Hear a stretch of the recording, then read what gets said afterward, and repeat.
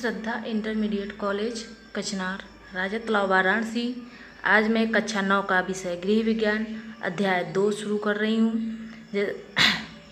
दूसरा अध्याय हमारा है व्यवस्था, गृह और परिवार के संदर्भ में।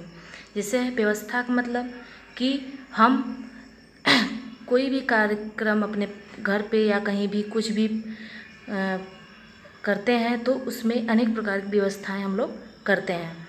जैसे इसमें प्रस्तावना में दिया है, हम पढ़ेंगे कि गृह भी मानव की मूलभूत आवश्यकताओं में से एक है। गृह ऐसा साधन है जहां मानव अपने संपूर्ण जीवन का 3/4 भाग व्यतीत करता है। प्राचीन काल में आदि मानव जंगलों एवं गुफाओं में रहा करता था। विज्ञान के आविष्कारों से धीरे धीरे मनुष्य ने अपने निवास स्थान को सुविधाजनक और आरामदेह बनाने का प्रयास किया है। व्यवस्था का मतलब कि हम पहले अब क्या है, गृह मानव की सबसे मूलभूत आवश्यकता है। वह अपना 3/4 भाग क्या करता है, वह व्यतीत कर लेता है। और फिर प्राचीन काल के मानव क्या थे, वह जंगलों एवं गुफाओं में रहा करते थे। आज विज्ञान की देन है कि आज हम लोग जो घर और मकान में रह रहे हैं। फिर है व्यवस्था का अर्थ। व्यवस्था से तात्पर्य है उचित प्रबंधन करना। कोई संस्था हो या कोई समारोह हो या अन्य किसी प्रकार का कार्यक्रम हो, उचित प्रबंधन तथा व्यवस्था पर ही उनकी सफलता निर्भर करता है। उदाहरण जैसे है, विद्यालय में कोई भी कार्य होता है वह क्या होना चाहिए, सुचारू रूप से हो, चलाने और बालकों को ठीक से शिक्षा देने की व्यवस्था हो, या तो घर पे कोई समारोह हो या कोई कुछ भी कार्यक्रम हो तो उसमें किसी भी प्रकार की व्यवस्था का प्रबंध करना चाहिए। फिर है गृह व्यवस्था की परिभाषा। J.M. डार्सी के अनुसार गृह व्यवस्था परिवार के लक्ष्यों को प्राप्त करने के उद्देश्य से परिवार के स्रोतों या साधनों के प्रयोग हेतु किया गया आयोजन और नियंत्रण एवं मूल्यांकन है। गृह व्यवस्था मतलब परिवार के लक्ष्य को प्राप्त करने के उद्देश्य से परिवार के स्रोतों या साधनों हेतु प्रयोग किया गया आयोजन। जैसे है कि परिवार में हम लोग हैं तो अनेक प्रकार के साधनों का प्रयोग करके और आयोजन करके उस पर नियंत्रण और मूल्यांकन कर सकते हैं। अगला है परिभाषा कोजिन के अनुसार, उत्तम गृह वह होता है जिसमें उद्देश्यों की पूर्ति एवं घर की विभिन्न कार्यों को कम से कम समय, धन व शक्ति खर्च करते हुए पारिवारिक जीवन को सुख एवं समृद्ध बनाया जाए। जैसे कि हम यह कह सकते हैं कि अगर हम लोग उत्तम गृह वह होता है जिसमें सभी उद्देश्यों की पूर्ति होते हुए भी हम लोग क्या करते हैं, विभिन्न पारिवारिक कार्य को जीवन को करते हैं और उसमें कम से कम समय। जैसे आज का दौर ऐसा है कि विज्ञान की देन है कि हम लोग कोई भी कार्य अपने वैज्ञानिकों के तरीके से कार्य को करते हैं, जिससे हमारा समय भी कम होता है, धन की भी बचत और शक्ति भी की बचत होती है और उससे हमारा क्या होता है, पारिवारिक जीवन को सुख एवं समृद्धि बनाया जाता है। ठीक है। फिर इसके बाद हमारा अगला परिभाषा है डार्सी के अनुसार परिवार को प्राप्त साधनों का नियोजन, नियंत्रण तथा मूल्यांकन करके परिवार के लक्ष्यों की पूर्ति करना गृह प्रबंध या गृह व्यवस्था कहलाता है। जैसे कि हम बताए हैं इसमें कि परिवार को प्राप्त साधनों का नियोजन, जिससे है परिवार में हम हैं तो साधनों का नियोजन एवं नियंत्रण करके मूल्यांकन करके परिवार के लक्ष्यों की पूर्ति होती है। जैसे है कि हम लोग कोई भी कार्य करते हैं तो उस पर नियंत्रण रख कर ही कोई भी कार्य करते हैं, परिवार में रख के, तो वह कार्य हमारा क्या होता है, अच्छे तरीके से हो जाता है। और गृह प्रबंध और वह घर में जो भी हम कार्य करते हैं तो उससे हमारा गृह प्रबंध भी बना रहता है और गृह व्यवस्था भी सही तरीके से हो पाता है। अगला है गृह व्यवस्था के उद्देश्य। पहला है हमारा गृह वातावरण को उत्तम बनाना।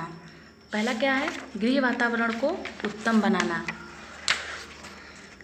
पहला है पारिवारिक सुख समृद्धि के लिए क्या करना चाहिए, अति आवश्यक है कि गृह वातावरण उत्तम हो। भौतिक संपन्नता के साथ साथ पारिवारिक वातावरण का सौहार्दपूर्ण होना भी परम आवश्यक होता है।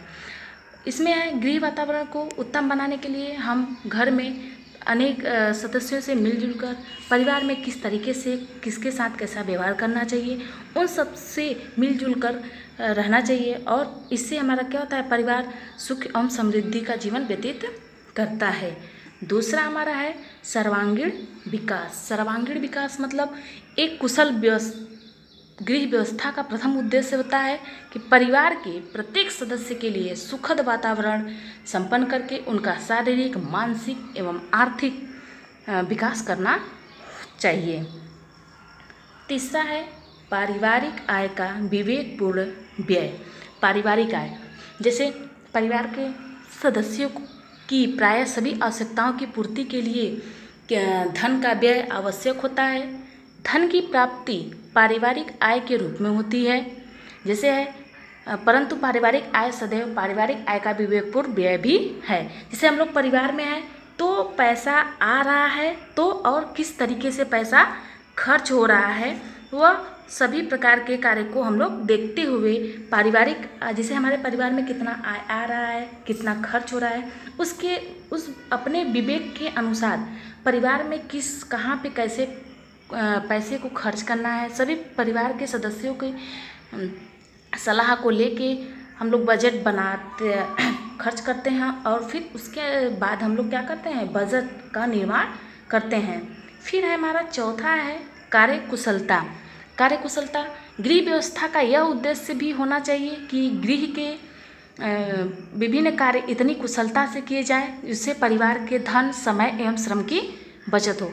कार्यकुशलता मतलब जैसे हम परिवार में हैं तो कार्य को इस तरीके से करना चाहिए कि जिससे हमारा धन भी कम हो, समय की भी बचत हो जाए और हमें कार्य करने में आसानी हो और उसमें कोई परेशानी न हो। इस तरीके से कार्य करना चाहिए और परिवार में सभी क्या होना चाहिए, एक दूसरे से मिलके और कार्य को आसानी तरीके से कर लेना चाहिए। पांचवा है विश्राम तथा मनोरंजन।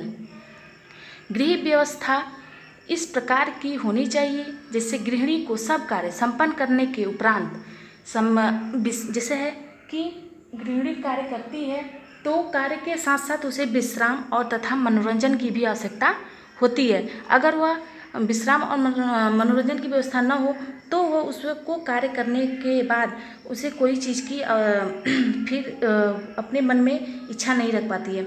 जैसे है अगर व्यक्ति कार्य करके आता है तो थोड़ा सा आराम कर लेता है और थोड़ी सी मनोरंजन की, जैसे टीवी भी हो गया, तो आज का तकनीक है मोबाइल सब यूज़ करके अपना क्या करते हैं, मनोरंजन कर लेते हैं और टाइम भी अच्छे से बीत जाता है और जीवन भी क्या होता है, सुखमय और आनंदमय बनता है।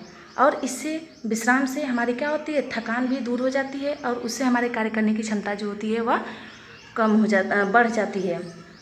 फिर है समाज सेवा। प्रत्येक व्यक्ति अपने परिवार के साथ साथ समाज व समुदाय से भी संबंधित होता है। जैसे है कि हम परिवार में हैं, परिवार की देखरेख के साथ साथ क्या करते हैं, समाज की भी सेवा कर लेते हैं। तो उसको देखते हुए हम क्या करते हैं, उस कार्य को पूरा करते हैं।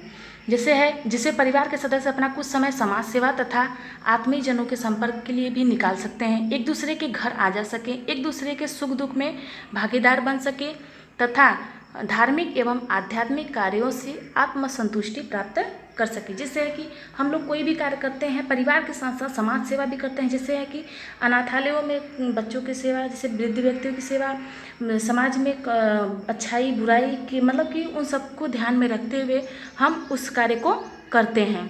तो आज का टॉपिक हमारा गृह व्यवस्था के उद्देश्य तक यही है। कल से हम लोग अपना दूसरा शुरू करेंगे। ठीक।